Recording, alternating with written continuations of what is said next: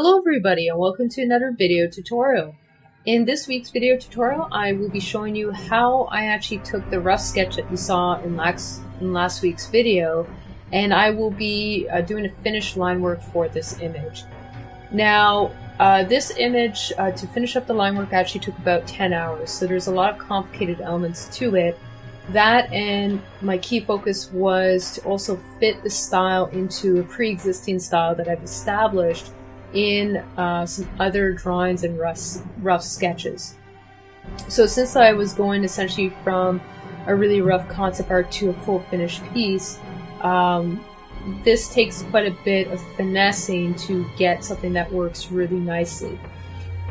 So what you can see me working on now is I'm working on the steps, and I've essentially created one master one and then duplicated that and resized it, skewed it so that the perspective fits correctly. Once I have that basic structure, then I'm able to go in and then fully flesh out the rest of the staircase and make sure that everything lines up correctly in perspective. My initial sketch for this entrance was very rough, so I didn't take into consideration too much of the structure. So as I'm going through this, I'm actually making quite a few modifications to the overall structure and design so that it makes a bit more sense. So that somebody could actually walk into this area and it wouldn't be an issue. So once I've finished on one side, I tend to start working on the secondary side. I find this is, in most cases, a lot easier because I've already figured out essentially the basic design elements, and then I'm just lining everything up in perspective. Now for this corner, I did want a very intricate corner design, but getting something to work with what I already had was the part that required quite a bit of finessing to get it to work out right. So I was playing around with the corners a lot for that portion, but once I had it, it wasn't so bad. So I just offset the back of that building a little bit just to help emphasize a bit of the depth. For the door, because it is further out in the distance, I do need to show some depth to it, but not too much. So there's not too much of a thickness to those elements. And these are just the finer details on the top of the rooftop. And I'm making essentially the garden area. Once again, like I mentioned in the past, this is going to fit into with a very specific storyline, so it's important that actually all the elements fit that storyline. I'm currently working on the story right now. It still requires quite a bit of work before it's even close to done. We're just resizing the windows. Now, as I work out those windows, I generally create the one, then duplicate it, skew it, and resize it until it fits. And then I go on and I fully flesh it out with a separate layer. So that's what I'm doing right now. And I leave that until I've actually done the basic or the overall layout for all of them before I actually start finessing anything. The reason why I tend to do this is I'm able to zoom out quite easily and get a feeling as to whether or not this structure even works with the overall design, and whether or not the composition is enough that it makes sense.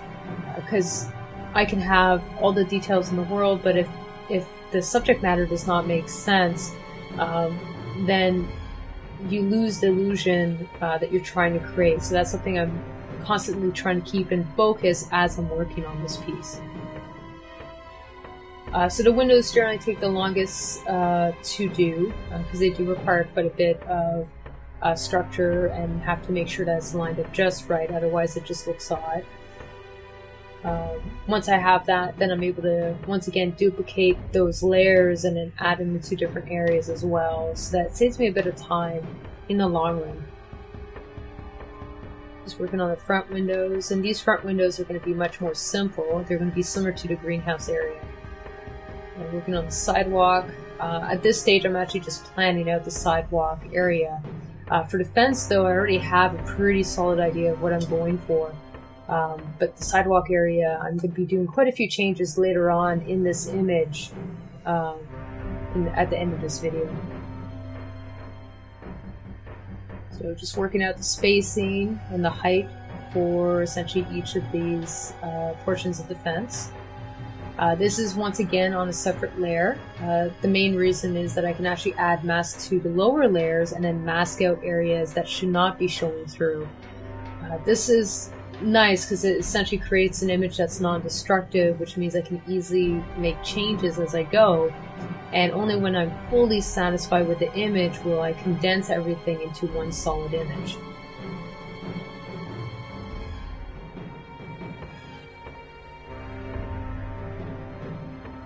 Out the rooftops. I will be adding quite a bit more detail in those rooftops later on, but only once I actually start varying up the line weight that I'm using. Currently I'm using actually the default hard brush set to a size of 3. I find any smaller, and well, given the fact that I'm using a fairly high resolution in this image, I find that any smaller just tends to be lost detail work. And I also find that the line work tends to suffer because it's not opaque enough, whereas when I do this, it tends to be much more solid.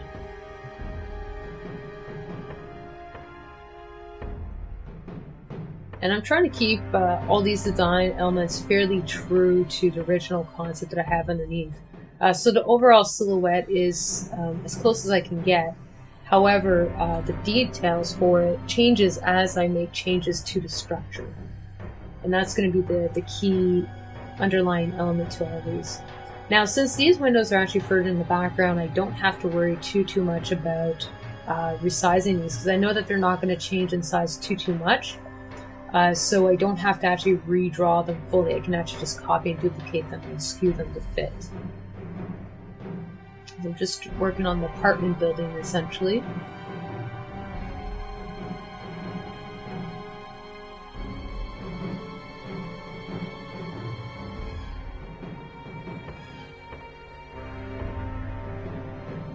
Now, I am trying to keep all the windows fairly consistent, so only a couple of the windows are actually very modern looking. The rest of them are actually going to be following a more traditional window design. And once again, since this portion, these windows are further off in the distance, I'm further simplifying what's actually being drawn out. Because once again, the further you go, the less information you have to include. But you still need to hint at it to essentially trick the viewer into thinking it does still look believable. So that's an important thing to do.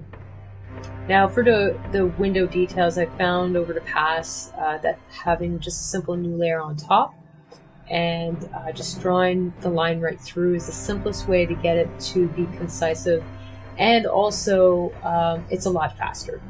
Because essentially you're just erasing out areas you don't need. So the general policy that I have is I like to draw always to the edge of the image. It's really important that you do that. If you're working somewhere, it's kind of nice to have that flexibility. So I always do draw to the edge of the image. It's a habit I got into when I was still in college, taking animation, so it's something I've actually continued to do now, because it has saved me a lot of hassle in the past, because otherwise I would have to come into the image if I was including it in a portfolio or a book.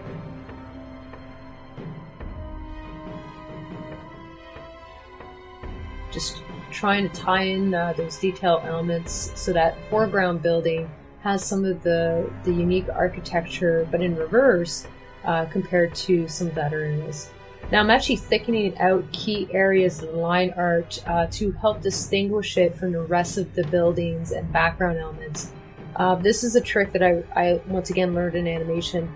It really does help make different parts of the building pop out more and give it more of a more substance in general. Now, I was debating whether or not to put more buildings in the background, but it would have leveled out the entire view, and that's something I wanted to avoid.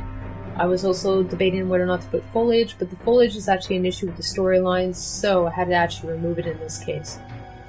So I'm actually using the pen tool to essentially rough out and map out the sidewalk area, and then I go in with the eraser tool after I've applied a stroke to it and simply stroke the pen And this is a really quick way to add detail. I'm just hinting at some brick areas and key areas of the drawing. Once again, the focal point is this center house, so it is important that it has essentially the most detail, and that the viewer be focused on this one major area. So I'm adding some details onto the roofs, breaking up those lines a bit, and I'm using a smaller brush size at this point to do those details. So I hope you guys enjoyed this video, and I hope to see you guys soon. So thank you and take care.